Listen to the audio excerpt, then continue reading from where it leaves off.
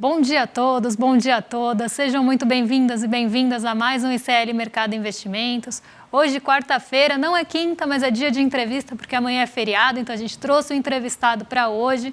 Então o programa está imperdível, mas a gente também tem outros assuntos para falar com vocês. A gente tem aí os PMIs do mundo que foram divulgados, na verdade os preliminares de janeiro foram divulgados nessa manhã. A gente tem também dados importantes ali da Ásia que acabaram mexendo bastante com o mercado chinês e, consequentemente, com o Brasil.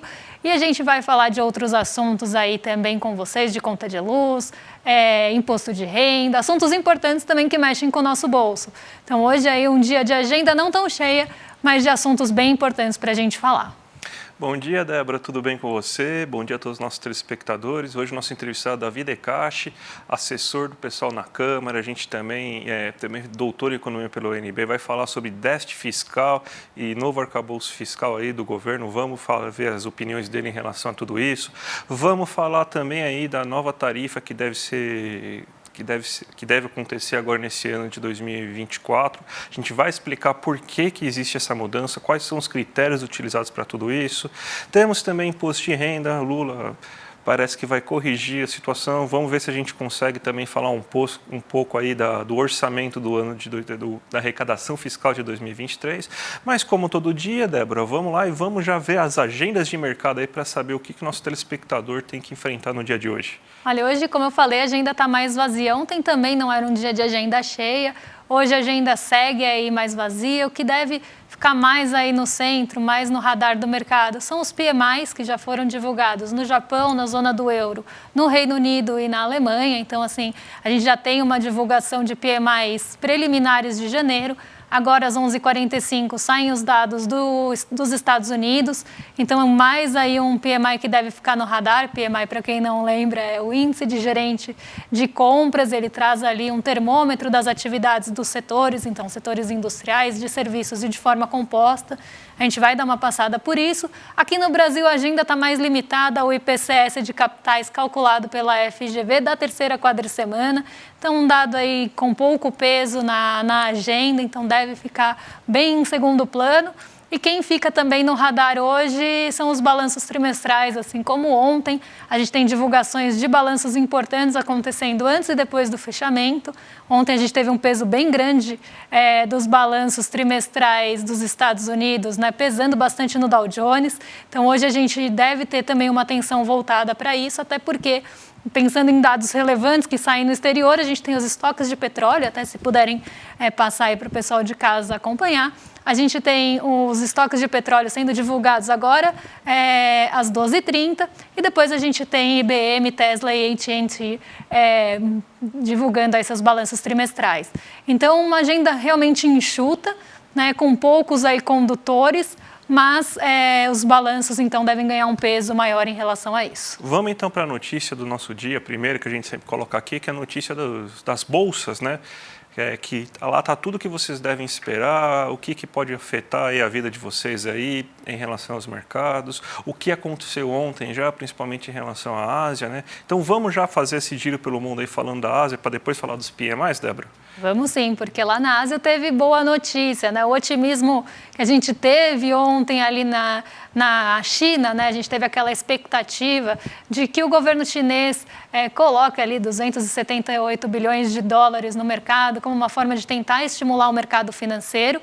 Isso já fez com que o Xangai Composto subisse, né, na terça-feira. Ele, inclusive, fechou antes de uma divulgação importante que a gente teve lá do Banco Popular da China, que é o Banco Central chinês, que deveria ter ali cortes de compulsório a partir do dia 5 de fevereiro. Então, a gente continua tendo aquele otimismo ainda da segunda-feira, da notícia do estímulo dos mercados financeiros. E aí, adicionalmente, a gente teve esse corte dos compulsórios sendo anunciados e outras medidas também de redesconto ali com taxas menores.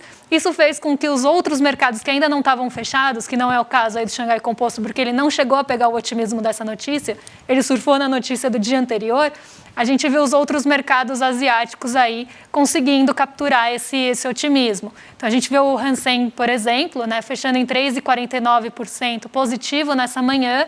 Isso porque ele teve aí, ele conseguiu capturar esse otimismo E a gente vê aí o nosso Ibovespa, inclusive, para quem está acompanhando aí na tela, o Ibovespa que está no primeiro quadradinho aí do lado, você vê que ele está em alta, justamente porque esse otimismo vindo da China ontem e hoje jogaram as commodities para cima, principalmente o minério de ferro, que vinha sofrendo bastante, e isso está puxando bastante a nossa bolsa para cima. Então, um dia mais otimista na Ásia, o Japão acabou se descolando por motivos aí de correção, mas um dia positivo na Ásia e esse movimento, esses ventos devem chegar por aqui. Ótimo, Débora. Vamos falar então do PMI, porque esse é o PMI de diversos países do mundo, né? O primeiro PMI do ano, né? Então, o que você pode falar para a gente aí? Olha, os PMIs, né, eles ainda são preliminares, até porque o mês de janeiro ainda não acabou. Então, eles funcionam quase como uma prévia dos índices de gerente de compras que a gente deve ter no final de janeiro. Alguns índices de gerentes de compras conseguiram surpreender o mercado, ficaram acima da projeção, outros não.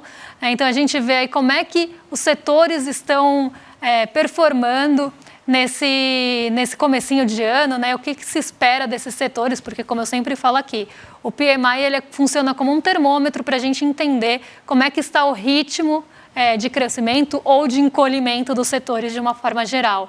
Então, a gente vê o PMI da zona do euro ficando abaixo do esperado, bem pouco abaixo do esperado, quando a gente olha o PMI industrial. O PMI industrial da zona do euro está bastante abaixo da linha de 50, que é aquele limite que mostra ali se aquela atividade está subindo, né, está expandindo ou contraindo. Ele está ainda abaixo desse limite de 50, a expectativa era que chegasse a 48 nesse comecinho de janeiro, mas ficou em 47,9, acima do mês passado, de dezembro, mas abaixo da projeção. O composto, né, que acaba sendo uma mescla entre industrial e serviços, ele ficou acima da projeção, puxado justamente pelo PMI de serviços. Então, por mais que a gente tenha, ficou acima do mês passado, puxado pelo setor de serviços, que teve ali, na verdade, puxado pelo setor industrial, que teve essa alta, mas o setor de serviços não conseguiu acompanhar. Então, a gente vê aí o setor de serviços encolhendo um pouco, puxando o composto para baixo, e o industrial que está ali com bastante dificuldade, pelo menos conseguindo puxar o composto para cima, mas ainda longe da marca de 50. O PMI composto da zona do euro está em 46,6. Quando a gente vai para a Alemanha, a gente vê um cenário parecido, né? A gente teve decepção em relação à projeção do PMI industrial. A Alemanha está sofrendo bastante com sua produção industrial. Quando a gente vê em dezembro, ela teve ali um dado decepcionante, então já era de se esperar que a produção industrial não tivesse ali um bom começo de mês, segundo o PMI. O PMI composto, né, que traz essa mescla, ficou ali acima da projeção, em 45,4 contra 43,7, ficou acima do mês passado em 43,3, e ele foi puxado também aí por essa composição que o setor de serviços não teve ali uma boa performance, pensando nem em relação ao mês passado, nem em relação à projeção. Ele foi puxado por essa, pensando aí, ele subiu 0,1, desculpa, 1,1, 2,1 aí em relação ao mês passado. Então, aqui a gente tem realmente um PMI composto, equilibrado, mas ainda bem distante também do patamar de 50. Então, isso mostra que a economia alemã, num geral, ela está encolhendo, mas encolhendo em um ritmo menor. Quando a gente vai para o Reino Unido, a gente tem... O Reino Unido, sim, ele teve uma melhora, né, um salto do mês passado para esse, e teve algumas projeções também acima do esperado.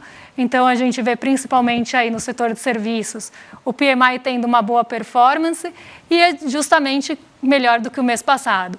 O Japão, né, a gente tem alguns setores também, o setor de serviços, ele acabou ficando melhor que o mês passado, mas a gente tem também ali um composto muito perto da projeção, 0,02 aí abaixo, mas aí perto da projeção e ainda abaixo do patamar de 50. Né? Por mais que a gente tenha um industrial e serviços acima, então mostrando expansão da economia japonesa, o PMI composto aí, ele vem abaixo da projeção e ainda mostra aí que a economia como um todo está encolhendo, mas encolhendo também num ritmo menor do que no ano passado. Vamos chamar agora o nosso convidado, então, assessor parlamentar do PSOL lá em Brasília, doutor em economia pela UNB e botafoguense fanático, Davi De Cache. Bom dia, Davi, tudo bem com você? Bom dia a todos os telespectadores, ouvintes do ICL. É uma honra participar dessa entrevista com vocês. Muito obrigado. Vamos começar já falando do tema aí, que é o déficit zero e o novo arcabouço fiscal, né? Porque o mercado está gostando muito e a gente está vendo, então, os analistas de mercado, os liberais de sempre falando justamente sobre esse fato, só que o que se apresenta com isso vai ser justamente um desafio enorme para a gente crescer, vai depender basicamente do setor privado, né? Então, você pode dar uma pitada aí sobre o que você está achando de toda essa situação, de que vamos crescer, vamos conseguir realmente crescer com déficit zero e essa restrição orçamentária toda?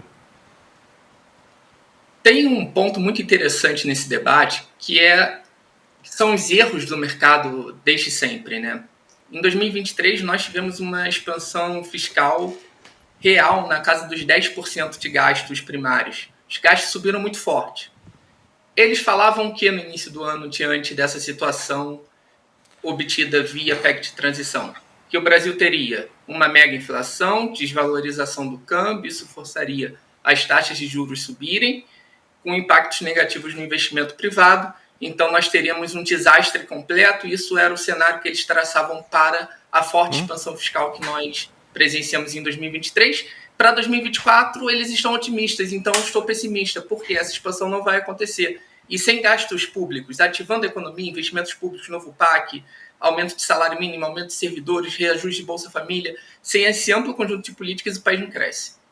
E como você vê, né, esse discurso liberal, né, muito aí divulgado e muito propagado, né, em relação à necessidade do Brasil ter um superávit fiscal? Esse discurso ele é totalmente irreal, ele não é baseado em fatos, né? A política fiscal ela é cíclica, né? Então nós estamos em um ciclo que não é possível conseguir um superávit primário sem gerar um forte desaceleramento, uma forte desaceleração da economia.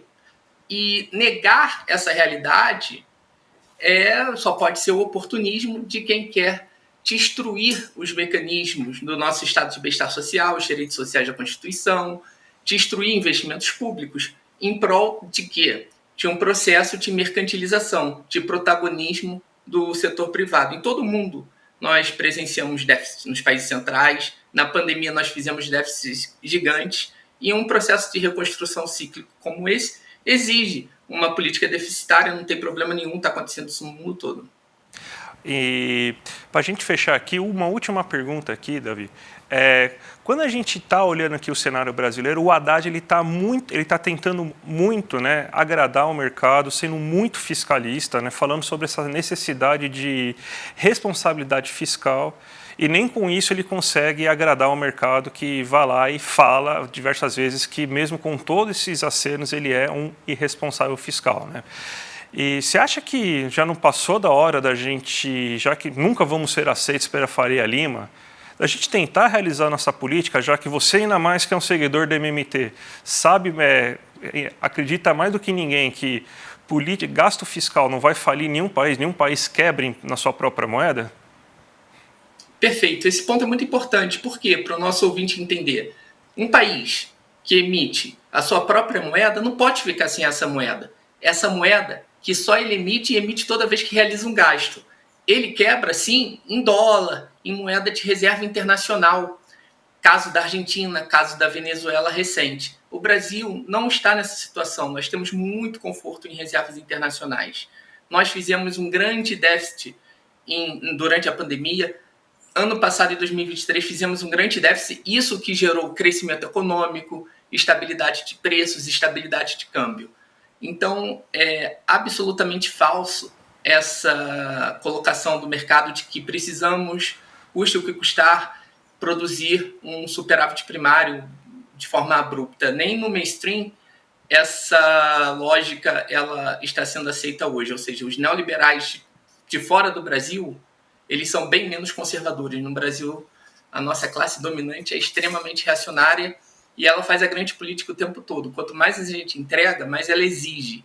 Então, obviamente, só sairemos dessa cilada se enfrentarmos. E para enfrentá-los, nós temos que fazer uma política fiscal de fortes gastos com o povo, com o povão. Dar salário mínimo, dar reajuste Bolsa Família, dar reajuste para servidores, investimentos públicos nesse país todo, fazendo investimentos de transição energética, saneamento básico, isso tudo com grana pública. Isso vai ter déficit, mas vai ter crescimento, vai ter controle da inflação, um país crescendo, atraindo fluxo de capitais, isso daí vai ser facilmente contornado. E detalhe, quando a gente conseguir isso, o povo vai ficar do lado do governo. E aí a gente consegue avançar nas outras pautas, como a tributação dos mais ricos. Mas o princípio de tudo é conseguir gastar com os mais pobres. E a meta de primário impede isso. Impede que o governo tenha popularidade, inclusive, para taxar os mais ricos. Eu queria agradecer a presença aí de você, Davi De Cache. Maravilhosa entrevista, você é o segundo entrevistado aí. A gente acho que conseguiu manter um bom nível aí dos entrevistados aí, pelo menos nesse começo do programa. E só para você dar uma última palavra, um abraço aí, para você se despedir da audiência. Pessoal, ano que vem, esse ano, nós temos que apoiar fortemente o presidente Lula quando ele decidir fazer a revisão da meta de resultado primário de déficit zero. O presidente Lula vai fazer isso. E nós temos que dar forte apoio, apesar dos ataques que virão da grande imprensa. Foi um prazer conversar com vocês, sou muito fã do ICL, estar aqui com vocês hoje é uma honra. Oh, muito obrigado, cara. Até a próxima aí. Obrigada. Vamos falar da tarifa de energia elétrica, Débora, que vai ter um reajuste, provavelmente foi sinalizado pela ANEEL, esse reajuste de 5,6%, né, durante esse ano. E muita gente, provavelmente aí no chat, deve ter muita gente perguntando, mas como assim, se a inflação foi de 4,6%, por que esse reajuste é de 5,6%? Vamos explicar agora para o nosso telespectador aí como que é a questão desse reajuste, porque a gente tem aqui uma tabela aqui para vocês observarem, que como que é feito a fórmula do reajuste. É um negócio que eu pesquisei bastante lá, isso daí está na minha tese de doutorado, por isso que está Campedel 2022, é um artigo meu lá, mostrando como que todos os preços de gás, energia elétrica, água, tudo mais, está reajustado tal, para entender e para explicar para vocês aí, já que a gente estuda também para explicar para as pessoas, né? A função de estudar é justamente essa, né? Então, como que funciona isso? Você tem, o índice de reajuste ele é calculado dessa maneira, você tem duas parcelas que são as despesas que a empresa possui, né? Então, empresas não administrativas são basicamente receitas fiscais e matérias-primas, e despesas administrativas. As despesas não administrativas, essas despesas fiscais e matérias-primas, elas vão ser reajustadas pela variação de preço que matéria-prima para a fabricação de energia elétrica e a mudança, ou seja, o reajuste fiscal que aconteceu, ele vai lá e vai multiplicar por essa primeira parcela aí. Então, a variação que aconteceu nos preços dessas matérias-primas, vezes o que aconteceu nos preços dessas matérias-primas, vai dar o primeiro montante dessa parcela. A segunda parcela vai ser as despesas administrativas, ou seja, gasto com funcionário, gasto com manutenção da empresa de energia elétrica e tudo mais. Aí essa parcela vai ser reajustada pela inflação, que foi de 4,6%. Pela variação na inflação, né? Então, esse reajuste B que a gente está aqui nessa fórmula aqui, índice inflacionário de 2022, menos 23, menos 1, pelo que foi aí, pelo que aconteceu de variação inflacionária entre um ano e outro. E tudo isso é dividido pelo custo que você tem aí de referência desse serviço no último período, ou seja, quanto que custou no último período e quanto que está custando agora.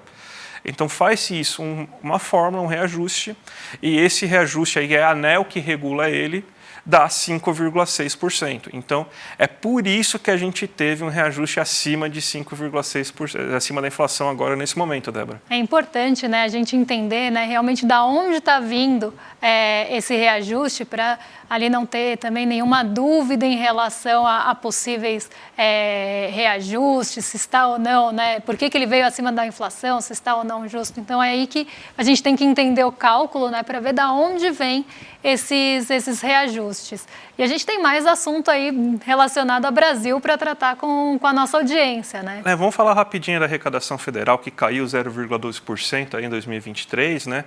Mas é o segundo melhor ano desde 96. E o que aconteceu aí nesse reajuste aí que a gente pode observar é que você tem uma queda nas receitas não administradas pela Receita Federal, ou seja, a gente conseguiu um volume melhor de receitas vindo dos serviços, vindo do salário, ou seja, renda consumo de bens, serviços, indústria não, porque a indústria teve um ano muito ruim, mas essa atividade econômica conseguiu gerar maiores reajustes, né? O problema foi das fontes extraordinárias. Esse ano o governo não foi lá e simplesmente antecipou dividendos da Petrobras para conseguir ganhar superávit primário e inflar para ficar bonitinho na eleição, não vendeu metade do país a preço de banana para conseguir ganhar a eleição também. Então foi isso que aconteceu, né? Por isso que você teve essa queda. Essa queda foi de 0,12%, bem melhor do que o resultado que o mercado estava esperando ainda. Então essa é a explicação. Vamos para as aberturas de mercado agora, Débora? Vamos lá, já que daqui a pouco aí, vamos lá, vai colocar na tela da Débora. Colocou na tela da Débora, vamos lá. Vamos falar das aberturas de mercado então agora, Débora. Hoje Ibovespa segue positivo, né? Então depois dele subir mais de 1% ontem, ter ali um dia bem positivo, muito surfando mesmo no otimismo vindo da Ásia, isso puxou as commodities para cima. A gente teve um dia tão otimista, com um otimismo tão generalizado ontem, que até a Petrobras conseguiu subir num dia bem negativo para o preço do petróleo. Então, a gente continua tendo esse movimento hoje, como eu falei. A gente teve a divulgação de estímulos importantes lá na Ásia, o preço do minério de ferro subiu mais de 1,77 em Dalian, na China. Isso deu ali um fôlego e trouxe ali sinais de recuperação para um setor que estava bem penalizado no começo desse ano, que era justamente mineração e siderurgia. Então, hoje a gente vê todo o índice ali de materiais básicos, todo o setor de materiais básicos puxando o Ibovespa para cima, e a gente ainda tem um reforço adicional hoje que o petróleo não está em forte queda. Então isso também deve trazer um gás aí para a Petrobras. E a gente teve também ontem, né, justamente por conta dessa arrecadação ser a melhor aí da série, a segunda melhor da série histórica, a gente teve uma acalmada nos ânimos ali do mercado fiscalista, que ficou um pouquinho mais tranquilo, vindo ali de uma cautela muito grande por conta da política industrial. Então a gente vê, né, ali esse fogo caindo um pouco ali no mercado, esse incêndio sendo um pouco apagado, os DIs eles voltaram ontem para a normalidade, inclusive ou ficaram perto do 0 a 0 ou recuaram. Isso também deu fôlego para as nossas ações ligadas à economia doméstica. E hoje a gente continua com esse bom humor. Então a gente tem um reflexo tanto de ontem, ainda reverberando aqui no nosso mercado, como também a gente tem essa boa notícia vinda da Ásia e de novos estímulos na China, e a gente sabe o quanto isso impacta aqui. Como eu falei, o Nikkei 225 acabou se descolando do movimento positivo asiático geral, ele sofreu correção, então vale lembrar que o Nikkei 225 vinha ali batendo recordes atrás de recordes, renovando suas máximas desde ali de 1990, então hoje a gente viu aí ele sofreu um pouco de correção, ele caiu 0,80 e foi na contramão dos mercados asiáticos. O Xangai Composto, como eu falei, ele não chegou a capturar o otimismo da redução dos compulsórios e do redesconto, mas ele surfou ainda na notícia veiculada pela Bloomberg de estímulo no mercado financeiro. Então, a gente vê o Xangai Composto ainda refletindo o otimismo de ontem e subindo 1,78. O dólar cai hoje, então continua ali na trajetória de queda. Vale lembrar que ontem, apesar da bolsa bem positiva e do preço das commodities ali tendo um aumento, nem todos os países emergentes exportadores de commodities conseguiram fazer ali com que sua moeda se valorizasse. O real ele foi na contramão das moedas de uma forma geral, tanto pares de dólar quanto emergentes e exportadores de commodities. Então, a gente viu o nosso real valorizando, né? Então o dólar caindo, indo na contramão do mundo que o dólar subiu. E isso aconteceu porque a gente chegou num patamar ali próximo dos R$5, que é um patamar psicológico que a gente chama de resistência, né? Então é um patamar difícil de furar. Quando a gente chega naquele ponto, o mercado começa a realizar ganhos e isso fez com que o dólar ali tivesse um ajuste aqui no Brasil e caísse frente ao real. No restante do mundo não foi esse movimento que a gente viu acontecer. Mas hoje a gente tem a continuidade dessa tendência, então o dólar em queda a 4,91, lembrando que ele chegou bem perto dos R$5, a 4,99, agora ele já volta ali para o patamar que ele estava anteriormente de 4,91, mas hoje vem acompanhado de queda do dólar frente aos pares também, queda de 0,70, uma queda importante, né? Acho que o DXY aí que mede o dólar frente aos pares muito perto do 0 a 0, hoje ele já cai com força, então é um movimento geral de realização aí de dólar. E a gente tem também um S&P em alta, não só puxado aí por alta de petróleo, porque a gente sabe o peso que isso tem no S&P, mas hoje a gente tem balanços trimestrais e expectativas para esses balanços também. A agenda está bem esvaziada lá nos Estados Unidos, então a gente não tem nenhum dirigente do Fed falando de novo, a gente não tem nenhum indicador muito pesado sendo divulgado lá, o que deve realmente mexer um pouco é os estoques de petróleo no preço do petróleo Brent, mas nada muito relevante por lá, né? Então, a gente deve ter realmente um movimento mais puxado por esses balanços trimestrais, que foi justamente o que derrubou o Dow Jones ontem e fez a Nasdaq subir, né? A Netflix, ela ainda não tinha divulgado os balanços, mas a expectativa era positiva, isso puxou a Nasdaq para cima, e o Dow Jones caiu aí com projeções decepcionantes para 2024. Então, esse deve ser o foco hoje. Débora, vamos continuar, que hoje é o último dia da nossa campanha aí para o ICL. Vocês sabem que a gente é financiado por vocês, nossos alunos, a gente não tem propaganda, então a gente pode falar mal de quem a gente quiser. E isso é muito importante para a nossa liberdade. Então a gente está pedindo aqui para vocês hoje, nossa campanha aqui, para vocês virarem nossos alunos. Aqueles que não são nossos alunos e veem a gente todo dia, se tornem nossos alunos. A gente tem hoje uma promoção super especial aqui do ICL, porque quem fizer hoje o solidário, que é de R$ 62,00 por mês, e ou seja, você além de virar nosso aluno, ajuda ainda a pagar uma bolsa para uma outra pessoa que não tem condição de pagar, vai ganhar uma série de presentes, vai ganhar livro da Juliana Del Piva, vai ganhar livro do Eduardo Moreira, vai ganhar livro do Noam Chomsky, que é o primeiro livro físico da editora do ICL, e tudo isso aí para vocês aí que se inscreverem até hoje. Hoje é o último dia, gente, lembre-se disso, hoje é o último dia. A gente vai colocar aqui, aliás, já está aqui em cima o QR Code aqui para vocês aqui, está aqui também na tela o QR Code para vocês. Aproveitem aí, pelo menos, a gente tem 15 dias, né? Temos 15 dias aí que a gente dá de garantia para vocês, então pelo menos testem aí, vai que vocês gostam, eu sei que vocês vão gostar, então já participem. A gente tem também o Mapa da Mina aí, dia 28, que a gente vai fazer parte, né, eu e a Débora, e a gente espera já que a gente espera vocês lá, se inscrevam aqui nesse link, edu1.com.br/mercado.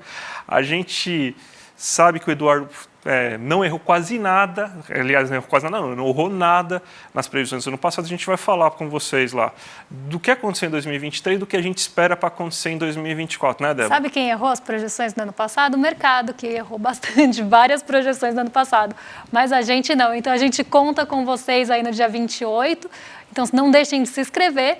Vocês ficam agora, os rolezeiros já devem estar ansiosos aqui no chat, vocês vão ficar agora com o William De Luca a partir de segunda-feira. A gente vai falar a partir de amanhã, amanhã é feriado. Segunda-feira a gente está de volta aí a partir das 11 horas da manhã com vocês. E aí a gente já traz uma atualização de tudo o que aconteceu aí nesse finzinho de semana. Então até segunda, pessoal. Um bom fim de semana para vocês. Até segunda, gente. Tchau, tchau.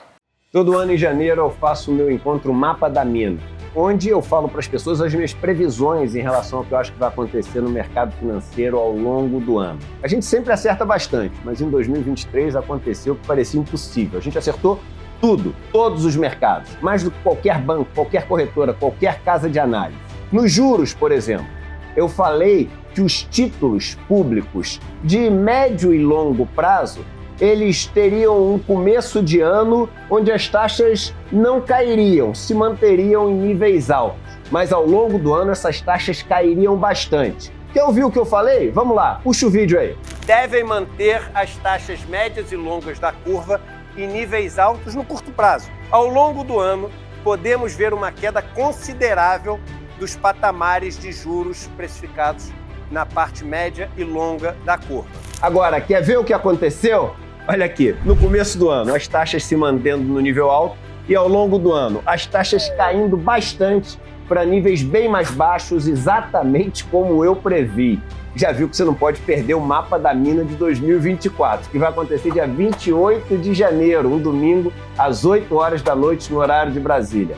Para você participar é super simples. Só clicar no link aqui em cima ou aqui embaixo e gratuitamente, rapidamente participar. Se inscreve agora, a gente se encontra lá.